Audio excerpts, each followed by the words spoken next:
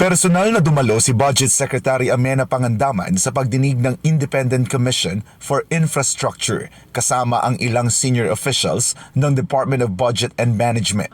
Layunin ng pagdinig na linawin ang proseso ng budget formulation at release sa gitna ng investigasyon sa mga umano'y maanumalyang flood control project. Gusto malaman ng commission natin yung process ng NEP at paano ito nagiging at kung paano nagre-release ng budget. Kaugnay naman sa issue ng budget insertions, iminungkahi ni Pangandaman na dapat masusing silipin ng Commission on Audit kung maayos na naipatutupad ng mga ahensya ang kanilang mga proyekto. Paliwanag pa ng kalihim, kailangang planado at nabubusisi ng mabuti ng mga implementing agency ang mga proyekto bago ito isumite sa DBM upang matiyak na tama ang paggastos ng pondo. Yung insertions kasi hindi natin alam, di ba? Okay. Nanggagaling kasi yan sa mga departments. So sila ang nagpo-propose niyan sa DBM, yung kanilang mga programa at saka mga proyekto. So siguro,